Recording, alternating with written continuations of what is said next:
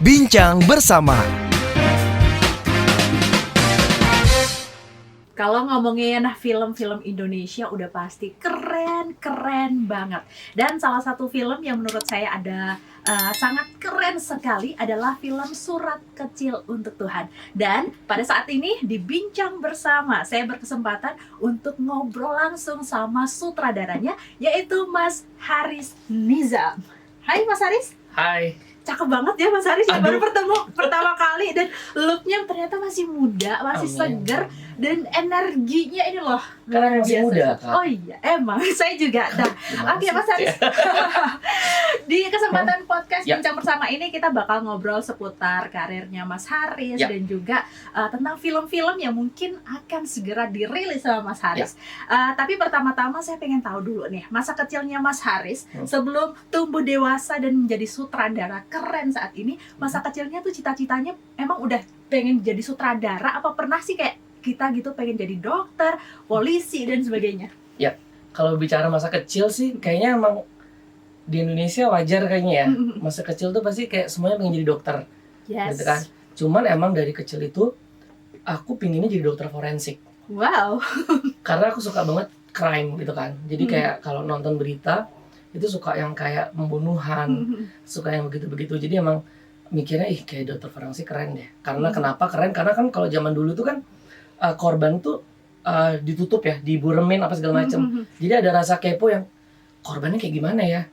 Yang bisa lihat berarti kan kalau nggak polisi, dokter, tapi dokter spesifik juga, dokternya forensik. Nah aku tuh waktu itu pingin banget jadi dokter forensik. Nah terus tiba-tiba, yang namanya anak masih kecil ya berubah-berubah, pengen jadi pilot itu biasa ya, jadi pilot biar kelihatan keren gitu kan, pengen jadi pilot biar kelihatan keren. Nah terus karena kebetulan aku masa kecil tuh kan aku disleksia. Jadi aku disleksia. Nah, aku tuh baru bisa baca, bener-bener bisa baca itu baru kelas 6 SD. Oke. Itu pun juga masih mess up gitu. Huruf-hurufnya masih mess up. Masih kebingungan gitu.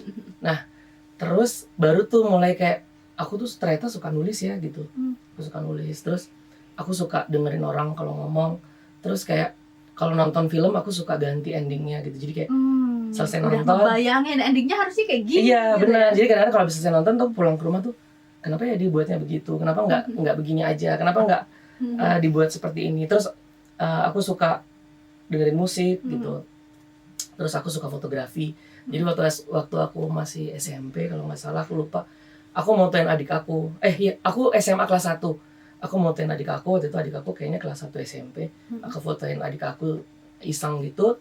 Terus sama adik aku dikirim, ternyata dia masuk gitu, gak disampul. Nah kayak gitu aku pikir, wah berarti aku moto bagus ya gitu kan. Nah terus kalau SMA kan zaman ngeband gitu kan ya. Nah aku Anak band juga. so-soan jadi vokalis ya kan, supaya banyak yang suka. Kan kalau jadi vokalis banyak yang suka ya kan, so-soan. Terus akhirnya pas aku kuliah, aku tuh mikir, tapi karena aku ngambilnya IPA, terus aku tuh keterima kimia murni. Wow, Keterima pinter kimia berarti murni. ya anak IPA Enggak nih ya. juga sih, kebetulan kali ya. Oke. Mungkin yang ngetes kampusnya mungkin kilaf kali. Nah aku keterima kimia murni, cuman kayak deep down inside tuh kayak mikir apa ya yang maksudnya bekerja tapi yang seperti aku tidak bekerja gitu. Pinginnya nantinya aku pingin kayak sesuatu yang nantinya long last aku tidak bosan saat menjalankan pekerjaan itu. Terus kebetulan karena mamaku adalah darah seninya tinggi banget mamaku. Karena kakek aku punya, kalau zaman dulu tuh orkes kan ya, orkes Melayu gitu di daerah Jawa Timur. Nah mamaku tuh salah satu penyanyi dangdut dulu. Nah jadi saat aku bilang, mamaku bilang ya udah kamu maunya apa, maunya seni gitu. Cuman kan karena papaku kan orang Sumatera Barat ya, yang kayak pendidikan nomor 1 ya kan, dokter kamu gitu kan. Terus aku bilang sama mamaku, apa nih mah gitu kan, ya udah kamu coba IKJ dulu aja, kalau keterima nanti tinggal ngomong udah keterima IKJ gitu. Udah akhirnya aku mikir, karena kan kesukaan aku itu tadi yang bisa mewujudkan adalah film ya. Aku suka musik, aku suka menulis, aku suka dengerin orang, aku suka berandai-andai membuat scene gitu ya, membuat adegan gitu. Akhirnya ini yang nyatuin apa ya? Oh kayaknya di film adanya. Ya udah aku coba IKJ. Oke, gitu. Yang akhirnya membawa Mas Haris ini ke jalur sutradara ini ya? Iya, benar. Oh. Akhirnya aku memilih, saat aku kuliah aku milih, oke, kayaknya penyutradaraan yang aku ambil. Oke, Gitu. dari yang cita-citanya pengen jadi dokter forensik, Iya. kemudian tiba-tiba menjadi sutradara. Kenapa sutradara? Ya tadi itu karena backgroundnya memang suka musik, nulis dan sebagainya itu, atau pas masuk IKJ sebenarnya banyak jurusan nih Banyak, yang banyak. lainnya, Ya. tapi kok kenapa milihnya sutradara? Oke, jadi gini, aku tuh suka mempengaruhi orang dengan apa yang aku buat gitu. Nah, karya adalah salah satunya gitu ya. Kalau kita bisa memberikan impact yang baik ke orang dengan apa yang kita beri, menurut aku itu adalah satu a good movement gitu loh. Nah, terus saat aku berkuliah di IKJ, aku pilih kayaknya penyutradaraan itu harus paham semua hal gitu. Dan aku pikir kalau aku jadi sutradara kayaknya menarik nih. Akhirnya aku pilih penyutradaraan gitu. Karena kalau nulis aku suka, tapi kayak nggak bisa tiap saat aku nulis gitu. Kayak walaupun kayak mut-mutan kan, aku takutnya apa yang aku tulis tidak ada yang selesai gitu. Jadi kayaknya aku sutradara deh. Nah, kalau aku punya ide itu berangkat dari aku gitu misalnya. Aku ceritain tuh ke teman aku yang nulis dan punya passion yang sama gitu. Aku ceritain, nah, aku maunya begini, nanti mereka itu yang buat kerangkanya kayak gitu. Oke, dan akhirnya memang tadi kan pengennya bikin sesuatu yang bisa berimpact kepada Betul. orang banyak, dan salah satunya film yang berimpact ini adalah Surat Kecil Untuk Tuhan yang ini. Menurut saya sih filmnya keren banget sih ya. Aduh, alhamdulillah ya. Itu film pertama saya. Oke, film pertama. Film pertama. Nah, itu bisa diceritakan nggak proses syutingnya sampai struggle-nya menjadi seorang sutradara untuk menghasilkan satu buah karya yang keren banget dan dapat penghargaan juga ya? Iya, lumayan banyak penghargaan di situ. Yang paling buat aku bangga adalah maksudnya itu adalah film pertama aku dan menjadi film terlaris nomor 1 di Indonesia. Terus aku juga dinobatin sebagai sutradara termuda pencetak box office Indonesia. Di usia 27 tahun ya waktu itu ya? Benar banget, dan itu buat aku tuh kayak kayak mimpi aku tuh diwujudin sekalian gitu loh. Karena awal mula kalau boleh cerita, awal mulanya itu bukan aku yang ngedirect. Jadi sudah ada seseorang yang ditunjuk untuk jadi sutradara. Nah, aku awalnya keterlibatan aku di Surat Kecil Untuk Tuhan itu hanya sebagai tim research. Oke. Aku hanya sebagai tim riset. Jadi aku di situ ketemu keluarganya, terus aku ketemu sama profesornya yang dulu nanganin si profesor. Itu kan kisah nyata juga. Benar. Ya, diangkat dari kisah nyata. Profesor Profesor Muklis. Oke. Terus aku ketemu sama sekolahannya, kepala sekolah segala macam. Aku ketemu untuk ngobrol untuk kasih bahan ke penulisnya. Nah, begitu skenario draft ke-6, produsernya bilang, Haris, kamu yang pegang aja ya gitu. Terus aku tuh kaget gitu, beneran ini? Deg-degan gitu. gak tuh Mas? Wah, aku hampir menolak karena aku bukan orang yang aji mumpung. Jadi pas aku dikasih, aku tuh mikir, aku bilang aku boleh minta waktu nggak? Aku mau mikir dulu gitu. Terus aku mikir, mampu nggak ya aku gitu? Karena sebelumnya aku tidak pernah menyutradarai project besar gitu. Paling video klip kecil, itu pun juga band-band yang nggak terkenal gitu. Jadi ada ketakutan yang luar biasa besar gitu. Terus aku tanya ke mama aku telepon, Mah, Ais disuruh nyutradarain film, menurut mama gimana? Terus mama aku tuh bilang, ya kalau kamu merasa mampu, kerjakan. Tapi kalau enggak jangan, karena itu kan duit besar di situ, takut nanti kamu ngecewain. Oke. Terus aku telepon abang aku, aku disuruh nyutradarain film. Menurut kamu gimana? Terus abang aku dengan segala bahasa kasarnya, gitu ya, ambil, bego banget kalau nggak diambil gitu. Ini kesempatan gitu kan. Terus aku kayak, oke. Dan aku bilang, oke, saya ambil gitu. Nah, start dari aku mengambil gitu. Start dari situ, aku kayaknya nggak pernah tidur nyenyak, Kak. Karena aku berusaha untuk ada di semua prosesnya. Jadi sampai kayak kan sebenarnya reading ada yang, kalau reading itu kan pemain semua membaca skrip bersama. Biasanya ada acting coach-nya. Aku nggak mau ada acting coach. Aku sendirian di situ. Aku ngereadingin.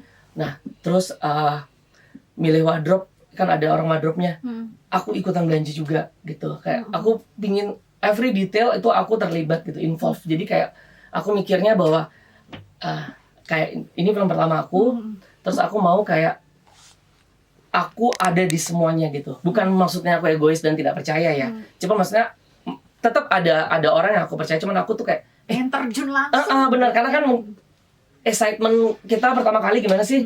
Kayak lu dipercayain untuk buat film yang mana itu kan mimpi aku dari dulu gitu. Terus tiba-tiba ujuk-ujuk film layar lebar pula gitu. Udah, terus begitu rilis, itu kan dulu masih zamannya Twitter ya. Twitter. Nah, di Twitter tuh kayak Surat Kecil Untuk Tuhan sold out di sini, sold out di sini. Aku tuh kayak ini bohong kali ya gitu kan. Masa sih? Nah, kita tuh ada visit bioskop. Aku masih ingat banget visit pertama kita itu adalah di Blok M Square. Nah, pas lift kebuka gitu, jret. Terus aku lihat antrian panjang banget. Aku masih tidak pede. Ini mungkin film lain kali gitu ya. Terus pas aku masuk, karena aku bareng pemain, jadi aku langsung masuk lewat belakang. Terus pas dibuka, terus kan kita baru setelah 15 menit dibuka tuh baru kita keluar. Karena kita ikut jualan tiket biasa ya. Terus aku lihat ada tulisan gitu, kayak Surat Kecil Untuk Tuhan udah habis sampai jam sekian. Aku tuh kayak, wow. Seneng banget dong pasti ya. Parah. Terus aku cerita ke mamaku kan datang. Terus aku bilang, "Mah, Surat Kecil Untuk Tuhan habis. Gratis." Gitu mamaku. Dia nggak percaya. Anaknya bisa dan mampu gitu ya. Wah, itu sih blessing sih Kak. Aku senang banget. Walaupun emang tuh strugglingnya gila-gilaan. Karena ini aku lupa cerita. Jadi saat aku research ya, saat aku riset, aku tahu waktu itu ngekos ya Kak. Kosanku setengahnya dari ini. Ya, dipotong. Terus aku bawa motor kan. Ternyata sutradara keren pernah ngekos ya. Wah, parah Kak dulu Kak. Makan gitu nggak bisa. Terus itu motor aku masuk. Terus aku tidur yang pakai kasur Palembang itu kan. Motornya dimasukin juga nggak? Masuk. Jadi kadang-kadang asap, tau kan kalau asap motor panas itu ngebul juga. Wah, paru-paru karbon monoksida kayak ini. Ya kan. Nah, Oke. nah aku tidur di situ, aku baca kan. Aku baca skripnya itu. Terus aku tuh ngebatin begini doang nih. Ya Allah, kalau misalnya gue dikasih kesempatan untuk jadi sutradara, gue pingin banget deh film pertama gue kayak begini. Aku cuma ngebatin itu doang, terus udah aku lupain. Ternyata diwujudin Tuhan. Yes. Luar biasa sekali. Afirmasi dari sebuah doa. Iya, benar. Gitu Kak. Nah, proses untuk menjadi sukses itu kan nggak gampang ya, banyak Benar. sekali struggle-nya. Pernah nggak sih kayak diraguin sama orang-orang sekitar dan tantangannya? Oke, diraguin tuh pasti, apalagi first director itu nggak ada yang percaya itu pasti, karena mereka kan harus invest duit besar. Pasti mereka akan pilih, kenapa nggak sutradara ini aja sih? Kenapa siapa dia? Nih? Haris Nizam. Iya, benar. Aku pernah ke salah satu provider lah ya. Itu kita bawa Surat Kecil Untuk Tuhan, terus mereka bilang, ini diganti aja sutradaranya. Kenapa ini Haris Nizam siapa? Ganti aja sama si H yang lain ya kan? Nggak tahu ada. Kayak gitu, terus kayak ya udah. Tapi kan aku pun nggak bisa marah gitu, karena ya emang benar. Ya pasti. Ya semua orang pasti kalau mau invest dia harus lihat segala sesuatu dan segala macamnya. Aku cuma ya udah, mungkin belum. Bahkan kalau aku mau cerita, Om Alek Komang almarhum kan jadi papahnya di film aku, jadi Pak Jody. Nah, aku tuh telepon langsung kan. Om, aku ada film gini. Saya Haris Nizam gini. Aku cerita ini mau buat film gini. Terus pertanyaan dia yang paling mendasar adalah, "Oke Haris, saya mau tahu film kamu sebelumnya apa?" "Belum ada Om." "Oh, ini film pertama kamu?" "Iya." "Oh ya udah, nanti saya hubungin lagi, kirim sinopsisnya." Oke, pas ditutup tuh aku langsung kayak, ini kayaknya nggak mau deh, gitu. Aku nggak bisa nyalahin karena dia udah men-set up karirnya sepanjang ini, dia nggak mau dirusak karena satu film dong pastinya. Udah, aku tuh udah yang kayak sama orang kantor gitu kayak, sama PH-nya ganti, cari backup gitu. Kayaknya nggak mau deh. Nah, pas sinopsisnya udah dikirim, kayak 2 minggu kemudian Om Alek Komang nelpon, "Saya boleh ketemu nggak sama Haris?" gitu. "Oh boleh Om." Tuh aku deg-degannya minta ampun. Gila, ketemu kan suaranya dia tuh berat gitu ya, sangat teater gitu ya. Duduk gitu ya, kan dia datang, dia duduk di pojok situ. Terus aku pernah ada kursi di situ Kak, aku nggak berani. Aku paling pojok duduknya, dari kayak jauh-jauhan gitu kayak musuhan. Aku diem aja gitu ya. Aku nunggu dia ngomong karena aku takut kayak kata-kata aku salah gitu lah di awal. Jadi aku kayak diam aja. Terus saat dia mulai ngomong gitu, Dia pertanyaan dia cuma simpel, dia nanya, kamu siap? Gitu aja. Kamu udah siap Haris ngedirect? Terus aku bilang, ya insya Allah aku siap, aku bilang gitu. Terus dia nanyain masalah baju gitu kan. Pak Jody tuh dicitrakannya gimana, pakai bajunya warna apa. Ya udah aku jawab semampu aku gitu. Terus dia pulang, dia nggak ngasih kabar sebulan. Wow. Ya kan, kayak dia menguji PHP-in ya. kayak dia menguji mental aku sih. Udah dia nggak ngasih kabar sebulan, terus in the end dia telepon, dia bilang, Haris, kisah ini harus jadi, film ini harus jadi, dia bilang gitu. Aku siap bantuin kamu. Aku respect banget sama almarhum Malek Komang yang dia tidak pernah menganggap senior junior gitu, dan dia tidak ada gap sama sekali di lokasi pun. Wah baik sekali, dan kalau dia mau kasih masukan pun tidak yang semua masukannya dia harus kita ikutin gitu. Jadi dia open gitu. Aku begini menurut kamu gimana gitu. Jadi enak banget. Terus kalau misalnya tadi kebalik ya, back on track sama pertanyaannya. Kalau berbicara tentang susahnya jadi sutradara pemula itu adalah emang kita harus kuat mental sih Kak. Gitu. Apalagi ngedirect senior ya, artis senior. Benar. Kita harus kuat mental dan kita harus teguh sama pendirian kita. Jadi kalau kita udah punya konsep gitu, kadang-kadang banyak dari pemain-pemain senior ataupun misalnya orang-orang yang mau invest, mereka tuh pingin tahu seberapa kita percaya sama apa yang mau kita buat. Kan kadang-kadang kalau kita digoyangin sedikit terus nggak tahu deh, ya mungkin sih gitu. Harusnya nggak ada keraguan itu lagi, karena kayak ini kamu yakin film ini? Yakin. Kenapa? Karena ya film ini bisa menyentuh ribuan orang, bisa membuat jutaan orang menangis kayak begitu. Dan terbukti ya. Alhamdulillah, iya. Dapat penghargaan sebagai film terbaik dan juga sutradara termuda di Indonesia. Amin. Nah, aku pengen tahu dong cara Mas Haris kalau ngedirect artis tuh kayak gimana? Bisa dicontohin nggak? Bisa. Misalnya ada acting tuh di sana tuh. Mana siapa kamu? Nggak, jadi aku termasuk, aku nggak tahu ya, aku termasuk sutradara yang sangat galak nggak sih Mas Haris? Aku nggak galak, aku baik. Baik ya? Kamu jangan acting kayak baik nggak gitu. Via? Baik kan? Aku nggak tahu ya. Aku tuh sutradara yang ribet. Oke. Ribet dalam artian gini. Kalau aku buat adegan scene-nya itu menangis gitu, aku ambil contoh Suara Kecil Untuk Tuhan ya. Kalau aku harus buat scene menangis gitu ya, akunya harus nangis. Mas Haris ya? Akunya harus ikut merasakan gitu. Aku harus sedih, aku harus nangis. Tapi kalau aku nggak dapet itu, aku merasa kayak penonton nggak bakalan tersentuh gitu. Jadi pas artisnya acting, Mas Haris juga harus ikut merasakan gitu. Bahkan kita baca dulu bareng, aku dapet feel-nya, dia dapetin feel-nya gitu. Kita nangis bareng dulu, ada momen itu. Kalau Dinda nonton ya, Dinda Hau ya. Iya.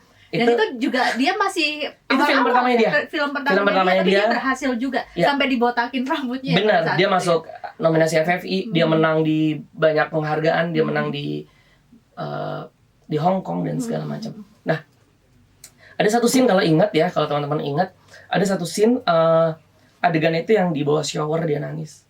Nah itu, terus aku bilang sama, Dinda latihan waktu itu nangis. Terus aku udah dapat insight dari Pak Jody, bapak aslinya Keke. Nangisnya nggak begitu Mas Haris, nangisnya tuh terpotong-potong. Oke.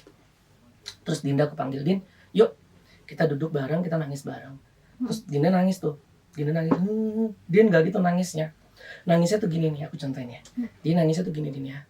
Aku pegangan sama dia di kasur berdua. Kita nangis bareng ya Din ya. Terus aku,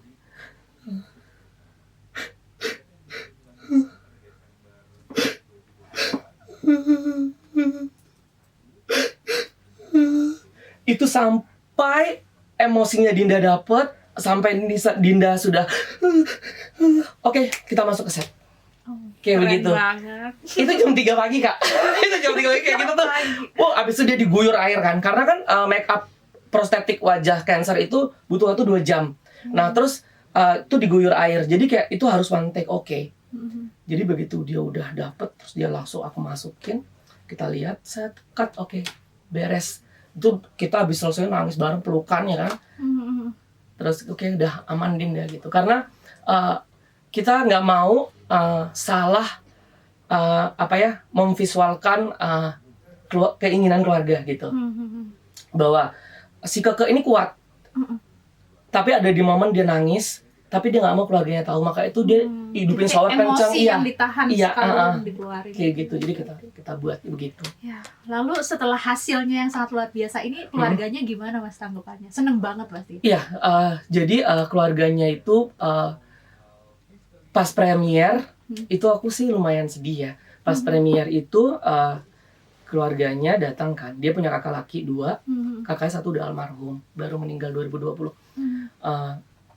3 kakaknya datang, mamahnya datang juga, datang ke premier sama sahabat-sahabatnya. Itu ada 4 kalau aku nggak salah yang datang. Nah, kita nonton. Nah, aku tuh kan kalau premier jarang ada di dalam bioskop. Jadi aku tuh cuma ngintip gitu, takut soalnya aku pengen ngelihat reaksi orang-orang aja gitu. Nah, dan aku kan pindah-pindah apa sih, sinema layar. Lihat studio 1, studio, lihat pindah studio. Nah, saat aku keluar, aku lihat tuh papanya itu di luar duduk. Terus pas aku pindah studio lagi, terus masuk, terus adiknya, terus kakaknya, aku wah, apa nggak suka? Aku tuh kan takut nggak suka ya. Terus aku samperin, Pak Jody gimana? Terus dia nggak ngomong, dia peluk aku nangis.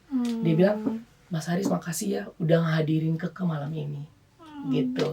Dan mereka pasti parah. Ini kalau aku nggak nahan nangis, aku nangis saat ini.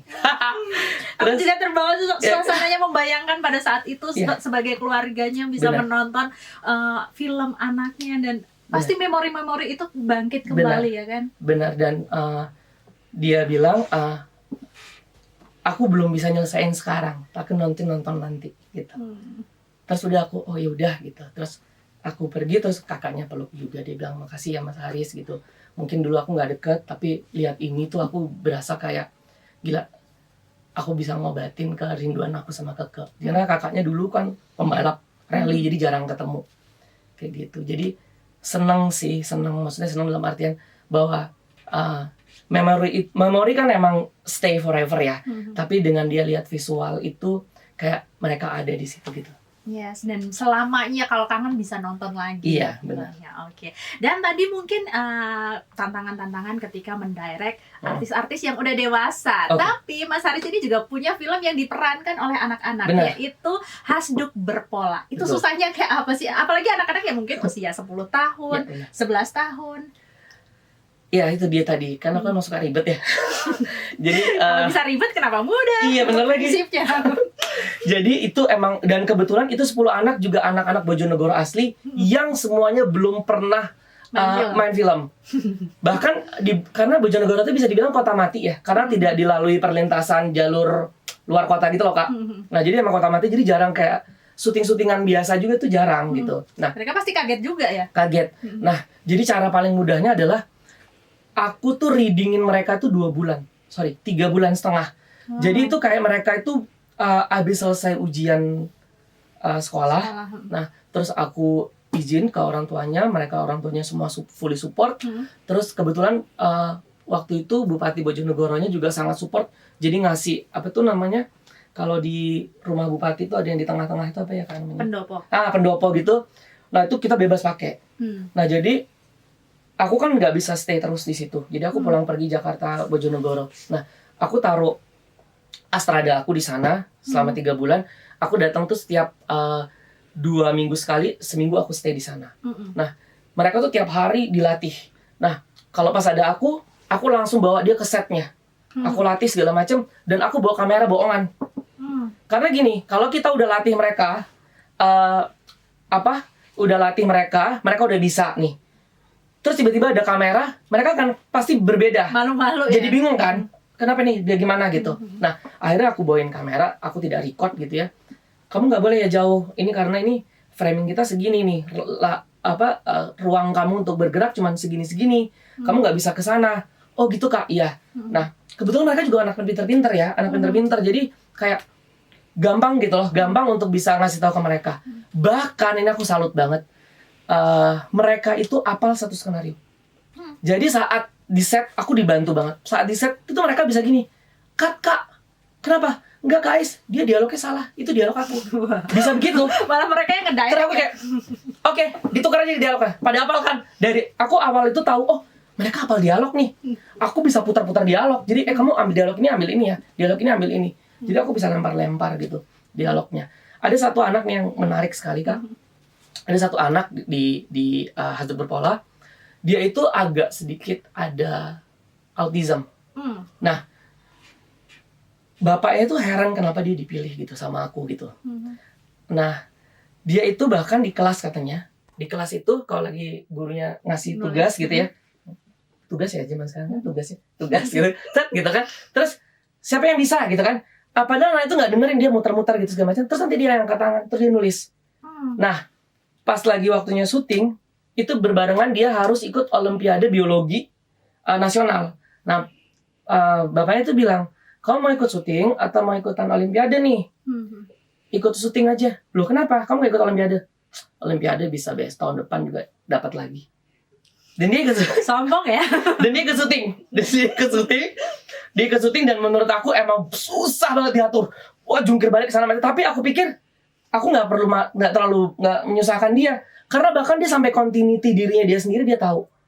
Jadi kan kalau continuity itu kan kita ambil master gitu kan, kita ambil master, dia jurak sana, oke kita ambil close ya, oke kamu close nya, dia udah tahu tadi dia makan gorengan, terus dia ngambil ini, dia ini tarik layangan, anjir keren, gitu. Jadi sometimes kadang-kadang kita kalau terlalu underestimate, justru nggak bagus. Jadi kadang-kadang appreciate aja apa yang kita dapat gitu. Dan kita tinggal lihat gitu kemampuannya, kita latih justru, dan menurut aku jadinya semuanya natural sih Kak. Nah, gitu. Kalau mood mereka ini ngaturnya gimana Mas? Oke, mood mereka itu kita paksa. Aku kena kaseto langsung. Enggak. Jadi aku dari awal udah bilang bahwa kita tuh syuting nggak boleh sampai malam. Jadi syuting itu terakhir kalau sama anak-anak itu sampai jam 10 malam. Itu paling malam.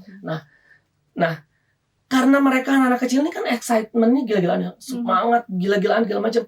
Bahkan waktu aku masih kita lagi syutingin si almarhum Idris Hardi, kebetulan Idris Hardi main di film aku senang banget, alhamdulillah.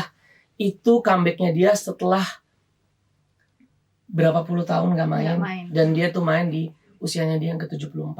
Wow. Nah, pas aku lagi syutingin Mas Is, waktu itu Mas Is lagi sakit. Nah, aku bilang sama anak-anak itu, boleh nggak aku ngambil kakek dulu? Gitu kan. Ya nggak apa-apa. Aku bilang, aku suruh orang castingnya minta izin ke keluarganya. Ini kayaknya agak malam karena kita ngambil Mas Is.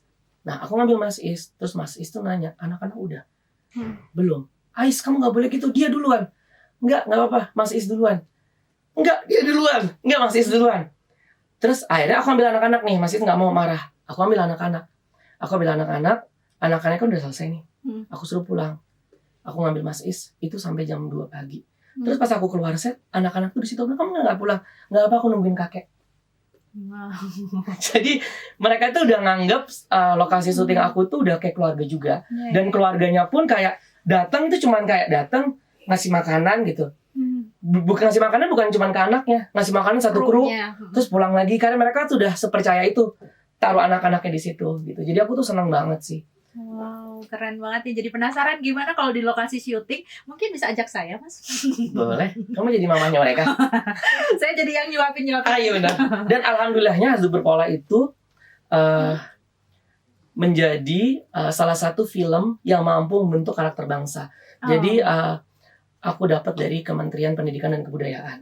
Nah, jadi dia ada program namanya Persemaian Nilai Budaya. Nah, dari situ, dari tahun 2014 sampai 2017, aku keliling Indonesia. Jadi aku ke 131 kabupaten seluruh Indonesia. Aku lupa buat film. Karena aku sibuk jalan-jalan. Memotivasi anak-anak bangsa, ya kan? Oke. Dan yang terbaru adalah project yang sebentar lagi akan dirilis mungkin ya sama Mas Haris, adalah series Nike Ardila. Boleh ditunjukkan dong kaosnya. Wow, keren ya. Nike Ardila The Series. Ini prosesnya seperti apa, Mas? Karena kan ini legend banget ya Nike Ardila ini semasa hidupnya. Terus mencari sosok yang benar-benar mirip sama Nike Ardila ini, seperti apa prosesnya? Oke. Kalau berbicara tentang proses, sebenarnya jungkir balik banget ya. Nike Ardila ini. Karena tokohnya ada gitu. Terus fansnya sampai sekarang itu masih yang ribuan, die hard fans kan. Die hard fans gitu.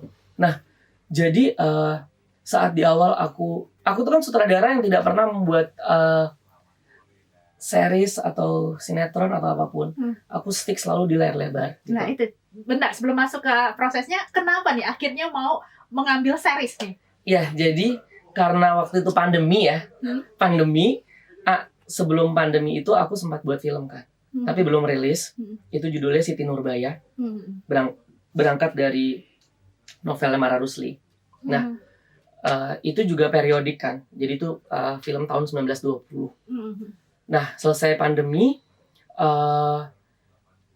itu selesai terus pandemi di 2020. Terus kita kan kebingungan karena waktu itu bioskop belum buka segala macam. Terus kita akan buat apa nih gitu kan. Nah, terus tiba-tiba produser aku di kantor tuh bilang, mau nggak Haris buat series? Series apa dulu? Kalau series cinta-cintaan aku nggak mau gitu. Kalau series Nika Ardila mau. Oke, aku mau. Maksudnya ini kayak legend gitu kan. Siapa sih yang nggak mau gitu kan? Aku pikir oke, aku mau ambil gitu. Nah, saat aku riset, aku cari semua segala macam. Berapa lama tuh risetnya, Mas? Aku riset 2 tahun. Oh. Aku riset 2 tahun. Jadi dari 2020 selama pandemi Maret, Mei Juni gitu, itu aku udah mulai riset, terus nulisnya di awal 2021. Karena kita pingin Mas Haris sendiri yang nulisnya? Enggak, aku sama penulisnya kebetulan ini kolaborasi comebacknya aku sama Baby Hasibuan. Jadi yang di Baby, Kak Baby itu yang buat Surat Kecil untuk Tuhan. Aku percaya sama dia karena dia waktu itu juga kita kisah nyata. Terus ini juga kisah nyata. Terus kayak ini juga first time-nya dia series. Ini first time aku series. Jadi kayak yuk kita bareng-bareng. Iya. Jadi ini kolaborasi bareng. Jadi aku nulis bareng dia berdua, riset bareng dia berdua juga. Kita wawancara semua orang yang pernah bersinggungan sama Nika Ardila. Berat sih. Berat banget menghadirkan sosok Nika Ardila ke layar kaca. Banyak banget pertimbangan-pertimbangan yang sisi mana nih yang harus kita ambil gitu. Framingnya seberapa lebar gitu. Terus sosoknya mau dibuat kayak gimana.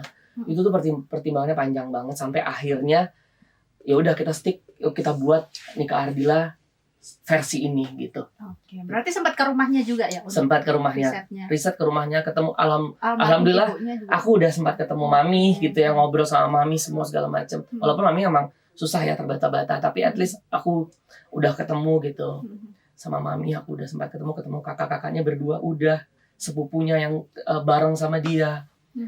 Semua deh. Nah, untuk peran utamanya si Nika Ardilanya ini diperankan oleh siapa dan bagaimana bisa menemukan sosok ini? Ya, ini juga benar-benar effortnya gila-gilaan. Jadi saat kita tahu kita akan buat series dan kita udah dapet right-nya, karena kan right-nya yang punya keluarga. Nah, saat kita tahu right-nya jatuh ke kita langsung publish kan. Kita buat sosial medianya. Itu langsung diserang. Wah, harus ini. Nggak diserang sih, masukan. Masukan. Harus ini, harus itu, harus ini gitu. Harus ini gitu. Oke gitu. Kita tampung semua sampai ketemu nama 5 besar. 5 besar nama yang sering di-announce. Ini yang cocok, ini yang cocok, ini yang cocok, ini yang cocok. Nah, 5 nama besar itu aku lihat juga secara story-nya, aku lihat acting-nya gimana. Nah, yang bisa aku panggil 3, yang 2 nggak bisa. Ini orang lama, artis lama atau artis baru? Artis baru. Wow. Artis baru yang lagi naik daun. Gitu.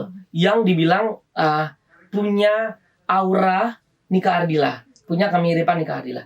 Nah, akhirnya ada 3 nih. Bukan yang di TikTok itu kan? Bukan. Ya. Nah, ada 3 nama ini. Aku jadi ketawa kan, Kak. Dia masuk mungkin. Nah, ada 3 nama ini. 3 nama ini aku panggil satu-satu. Nah, terus akhirnya aku jatuh cinta sama Zoe Abbas Jackson.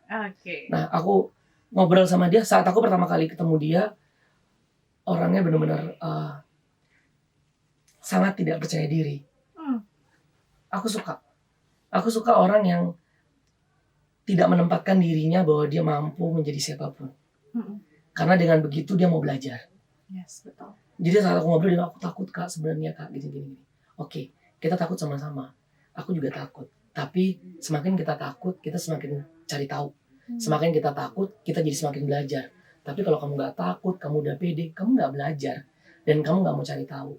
Tapi kalau kayak gini, kamu jadi mengembangkan diri. Kita sama-sama berkembang gitu. Kita buat yang terbaik versi kita. Oke, dan terakhir mungkin penutupan dari bincang bersama kita hari ini, Mas Haris, ada yang mau disampaikan atau pesan-pesan tentang perfilman di Indonesia khususnya? Oke, kalau buat aku pribadi ya, buat semua yang pingin menjadi filmmaker gitu ya, berjuang, apalagi zaman sekarang jauh lebih mudah.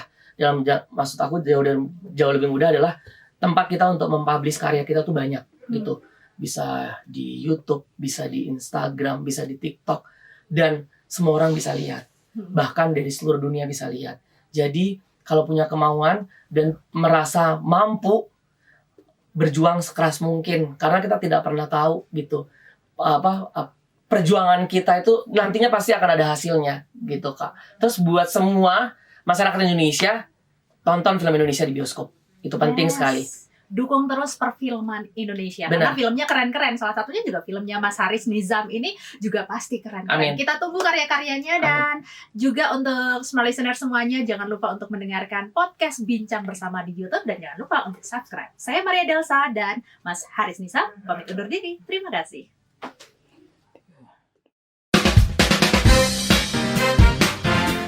Bincang Bersama.